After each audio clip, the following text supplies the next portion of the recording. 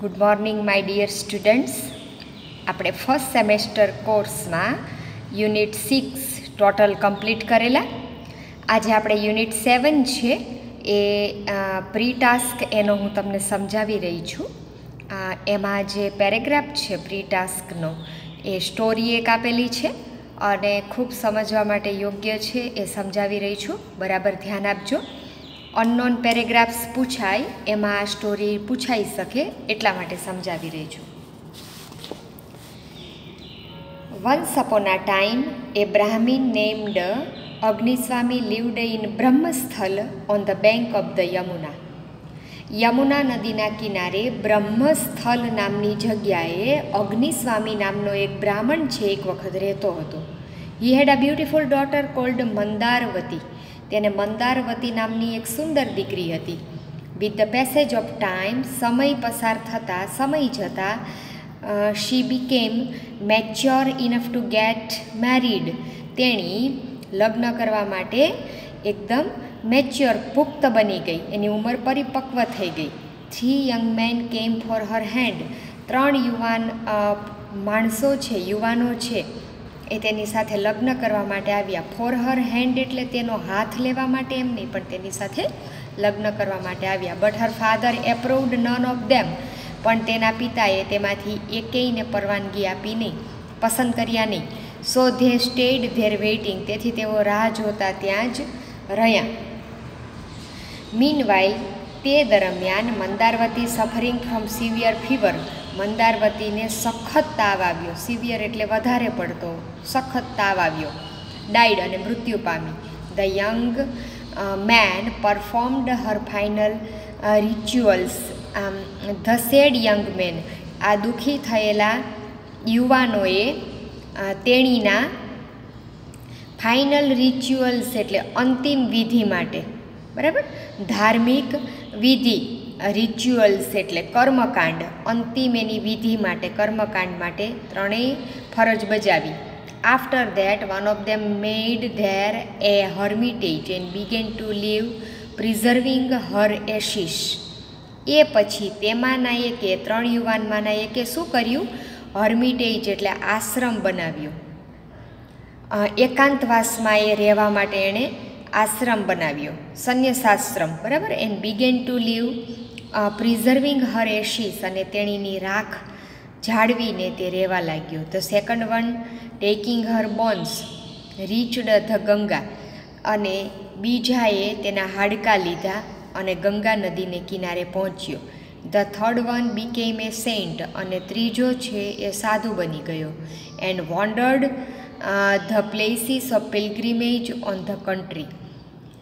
બીજાએ શું કર્યું? એના હાડકાં લઈને ગંગા નદીને કિનારે પહોંચ્યો. ત્રીજો છે સાધુ બની ગયો અને દેશના જાત્રાના સ્થળો, પિલગ્રીમેજ એટલે યાત્રા, પ્લેસીસ એટલે સ્થળોએ ફરવા લાગ્યો. વોન્ડર્ડ એટલે ભટકવા લાગ્યો.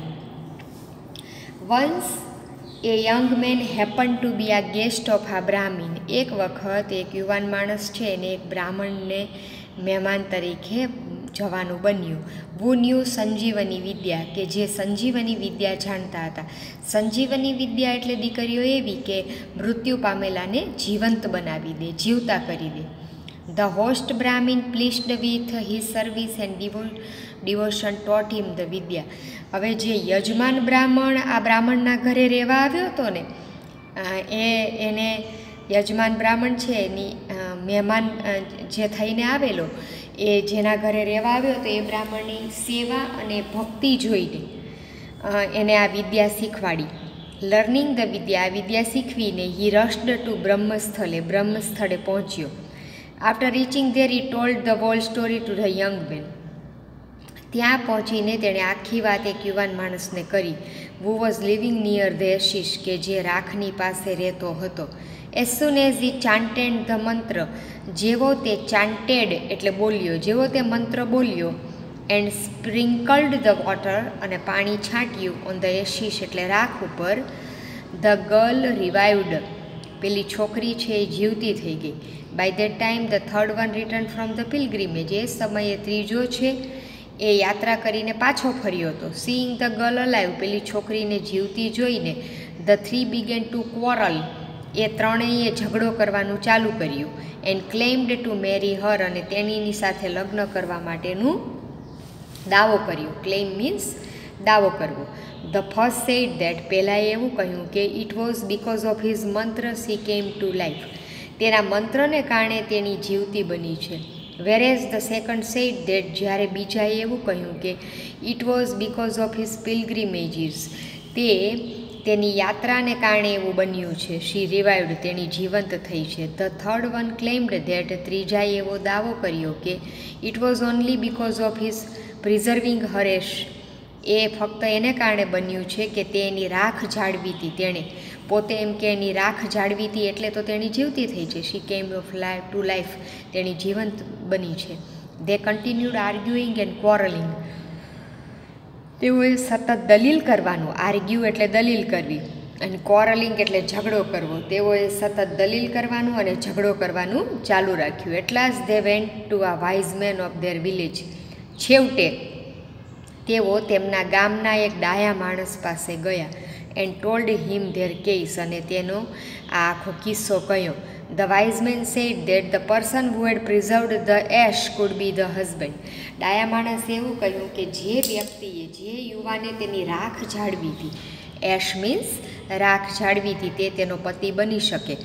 The person learnt Sanjeevani Vidya was her father, જે વ્યક્તિ સંજીવની વિદ્યા શીખ્યો તે તેનો પિતા હતો. And third one could be her brother, અને ત્રીજો જે છે યાત્રા કરીને આવ્યો એનો ભાઈ બની શકે.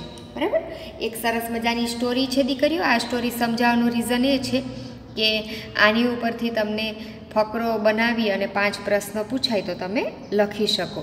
હવે દીકરીઓ, અહીંયા P2માં, પ્રી ટાસ્ક 2માં જે આપણા ઇન્ડિયન ભારતીય માઇથોલોજીકલ કેરેક્ટર્સ એટલે પૌરાણિક પાત્રો આપેલા છે, એના વિશે સમજાવેલું છે. બલરામ, ઇન્દ્ર, શેષનાગ, મેનકા, ધગંગા, અંગદ, તો એ બધા વિશે એમ જ આપણું જનરલ નોલેજ વધે એટલે તમે એને વાંચી શકો છો. અને લાસ્ટ છે અસ્વસ્થામાં.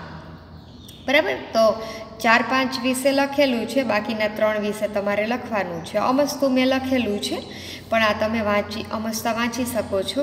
ક્યારેક ઇનડાયરેક્ટલી કંઈ પૂછાય તો તમને આવડે, બાકી આમ એક્ઝામ માટે ઉપયોગી નથી. હવે P3 છે દીકરીઓ, એ ધ્યાન આપો. એ અહીંયા જે વર્ડ્સ આપેલા છે ને એના સમાનાર્થી આપેલા છે. અમસ્તું તમારું નોલેજ વધારે ને ક્યારેક કંઈક ઇનડાયરેક્ટ પૂછાય તો કામ આવે એટલા માટે આ કરાવું છું. ઋષિ તો કોને કહેવાય? ધ પર્સન હુ ટીચીસ ધર્મ, જે વ્યક્તિ આપણને ધર્મ શીખવે એને ઋષિ કહેવાય. સંન્યાસી તો the person who moves around in search of ધર્મ, જે વ્યક્તિ ધર્મની શોધમાં બધે ફરે એને સંન્યાસી કહેવાય. શિષ્ય કોને કહેવાય દીકરીઓ? તો ધ ડિસાઇપલ એટલે શિષ્ય, યાદ રાખજો, વિદ્યાર્થી. બરાબર, ગુરુનો શિષ્ય. ડિસિપ્લિન નથી, ડિસાઇપલ છે. આ ખાસ યાદ રાખજો, એક્ઝામ માટે બહુ જ IMP. દાનવ કોને કહેવાય? તો કે સન ઓફ દાનુ, દાનુના દીકરાઓ દાનવ કહેવાય. આ માનવ કોને કહેવાય? તો કે સન ઓફ મનુના દીકરાઓ માનવ કહેવાય. આચાર્ય કોને? તો ધ હેડ ઓફ ધ આશ્રમના હેડ હોય મુખ્ય વ્યક્તિ, એને આચાર્ય કહેવાય. અને વૈતાલિક કોને કહેવાય? એ સન ઓફ વૈતાલના પુત્ર, એને વૈતાલિક કહેવાય. તો એક પૌરાણિક પાત્રો અને એની બધી સમજ આપી છે. ડિસાઇપલ એટલે શિષ્ય, એ ખાસ યાદ રાખજો દીકરીઓ. અને એક આ પૌરાણિક પાત્રવાળો જે એક આ યુનિટ છે ખૂબ સરસ છે દીકરીઓ, એ હું તમને સમજાવવાનો સ્ટાર્ટ કરું છું. કચ્છ એન્ડ દેવયાની. કચ્છ એ પુરુષ પાત્ર છે અને દેવયાની એ સ્ત્રી પાત્ર છે. તમને નામ સાંભળીને જ ખ્યાલ આવી ગયો, બરાબર છે. હવે બહુ જ ઘણા વર્ષો પહેલાંની, બરાબર, દેવ અને દાનવોના સમયની આ વાત છે. બરાબર ધ્યાન આપીને સમજજો દીકરીઓ. The devs and asurs were always fighting each other. દેવ અને અસુર છે એ હંમેશા એકબીજા સાથે લડતા હતા. The devs were from amongst the gods, અને દેવ છે એ બધા ભગવાન હતા. ધ અસુર્સ વેર ડેમન્સ, અને અસુરો છે ને એ બધા દાનવો હતા. દાનવો એટલે રાક્ષસો. શ્રેષ્ઠ કાર્ય કરતા હોય સમાજ ઉપયોગી એને દેવ કહેવાય. અને દાનવ ડેમન્સ કોને કહેવાય? આ બંને એકબીજાના વિરોધી દીકરીઓ. દાનવો ખરાબ કૃત્ય કરતા હોય, દુષ્ટ ઘાતકી કાર્ય કરતા હોય એને દાનવો કહેવાય. The asurs were powerful, capable of all kinds of wickedness. અસુર છે એ પાવરફુલ હતા, capable of all kinds of wickedness, અને બધા જ પ્રકારની દુષ્ટતા કરવા માટે પાવરફુલ હતા. Some of them were great rulers and mighty kings. તેમાંના કેટલાક છે એ મહાન રાજ કરતા હતા અને માઇટી કિંગ્સ, અને માઇટી એટલે તાકાતવાળા શક્તિશાળી રાજાઓ હતા. દાનવો હતા તોય આવું હતું. વિકેડનેસ એટલે દુષ્ટ કાર્ય કરતા, ખરાબ કૃત્ય કરતા, પણ તોય છતાંય મોટા રાજ કરતાઓ હતા. મોટા મોટા રાજ્યોના રાજા એ હતા અને શક્તિશાળી તાકાતવાર રાજાઓ હતા. In their fight with the devs. દેવ સાથેની લડાઈમાં the asurs had an advantage. અસુરોને ફાયદો થતો હતો. કઈ રીતે બેટા ફાયદો થતો હતો એ સમજાવેલું છે. They had on their side a great saint and teacher Shukracharya. તેમની બાજુ મહાન સંત અને શિક્ષક શુક્રાચાર્ય હતા. જો દાનવોની બાજુએ મહાન સંત અને શિક્ષક શુક્રાચાર્ય હતા. who knew the mantra or magic formula for bringing dead people back to life. who knew the mantra or magic formula. તે મંત્ર જાણતા હતા, અથવા તો આપણે એને કહીએ જાદુઈ પ્રક્રિયા જાણતા હતા. ફોર્મ્યુલા એટલે પદ્ધતિ, પ્રક્રિયા. મેજિક એટલે જાદુઈ. For bringing dead people back to life. મૃત્યુ પામેલા લોકોને જીવંત કરવાની, પાછા જીવનમાં લાવવાની એ પ્રક્રિયા જાણતા હતા. હી restored to life many Asurs. તેણે ઘણા અસુરોને પુનર્જીવન આપ્યું, પુનર્જીવિત કર્યા. who were killed in the battles against the devs. કે જે દેવની સામેની લડાઈમાં મૃત્યુ પામ્યા હતા. એવા ઘણા અસુરોને એમણે જીવતા કરી દીધા. એટલે સમજો દીકરીઓ, અસુરના પક્ષે તો કોઈ દિવસ નુકસાન જ ન થાય. જે તાકાતવાળા ક્રૂર ઘાતકી અસુરો મૃત્યુ પામે અને શુક્રાચાર્ય જીવતા કરી દેતા હતા. દેવ દાનવોની લડાઈ થાય અને જે અસુર મૃત્યુ પામે એને શુક્રાચાર્ય જીવતા કરી દે. એટલે અસુરો તો ઘટે જ નહીં. જે દેવ મૃત્યુ પામે એ મૃત્યુ પામે. The Devs did not have anybody who knew that mantra. દેવના પક્ષે એવું કોઈ વ્યક્તિ નહોતું કે જે આ મંત્ર જાણતું હોય. They went two there chief adviser Brihaspati. અને તેઓ તેમના મુખ્ય એડવાઇઝર એટલે સલાહકાર, મુખ્ય સલાહકાર એવા બૃહસ્પતિ પાસે ગયા. And sought his help. અને એમની હેલ્પ એટલે મદદ. સોટ એટલે માગી. SEEK સીક એટલે દીકરીઓ, માગવું. અને એનું આ ભૂતકાળ છે સોટ, એટલે એમની મદદ માગી. But Brihaspati said. પણ બૃહસ્પતિએ કહ્યું, I do not know the science of giving life to the dead. મૃત્યુ પામેલા લોકોને જીવંત કરવાનું વિજ્ઞાન હું જાણતો નથી. Only Shukracharya knows it. ફક્ત શુક્રાચાર્ય આ જાણે છે. Somebody from your side should go to him. તમારામાંના કોઈકે તેમની પાસે જવું જોઈએ. And stay with him. અને તેની સાથે રહેવું જોઈએ. As a student and learn the secret. અને તેમના વિદ્યાર્થી તરીકે રહેવું જોઈએ. અને આ ખાનગી વાત છે, મરેલાને જીવતા કરવાનો ખાનગી મંત્ર અને પદ્ધતિ છે એ જાણવી જોઈએ. આવું બૃહસ્પતિ એમને માર્ગદર્શન આપે છે, સલાહ આપે છે. We have nobody with us. અમારી સાથે એવું કોઈ નથી. ટુ અંડરટેક સચ એ ડિફિકલ્ટ ટાસ્ક. આવું અઘરું કાર્ય. ટાસ્ક એટલે કાર્ય, ડિફિકલ્ટ એટલે અઘરું. અંડરટેક એટલે પાર પાડવા માટે અમારી પાસે કોઈ છે નહીં. But we feel that your own son. પણ અમે એવું અનુભવીએ છીએ કે તમારો પોતાનો દીકરો કચ્છ would be the best choice for this purpose. તમારો પોતાનો દીકરો કચ્છ છે એ આ કાર્ય કરવા માટે શ્રેષ્ઠ પસંદગી છે. પર્પઝ એટલે હેતુ. આ હેતુને પાર પાડવા માટે શ્રેષ્ઠ પસંદગી છે. આવું કોણ બોલે છે દીકરીઓ? દેવ બોલે છે. Brihaspati thought for a while and then said yes let Kacha go. બૃહસ્પતિએ થોડીક વાર વિચાર્યું અને કહ્યું, ઓકે બરાબર છે, હા કચ્છ ભલે જાય. તો આ કાર્ય પાર પાડવા માટે એમ કે કચ્છ ભલે જાય. The devs cold Kutch and asked him if he could render them his service. દેવે કચ્છને બોલાવ્યો અને તેને કહ્યું, if he could render them his service, તેઓને સેવા આપી શકશે કે નહીં. દેવોએ કચ્છને બોલાવ્યો અને તેને પૂછ્યું કે આવી સેવા છે એ એમ કે કચ્છ તું અમને આપી શકીશ કે નહીં. બરાબર. ધે સેડ, તેઓએ કહ્યું, ગો ટુ શુક્રાચાર્ય, શુક્રાચાર્ય પાસે જા એન્ડ બી વિથ હિમ, અને તેમની સાથે રહે. એન્ડ બી વિથ હિમ, દેવોએ કચ્છને બોલાવ્યો અને કહ્યું કે તે એમને આવી સેવા આપી શકશે કે નહીં.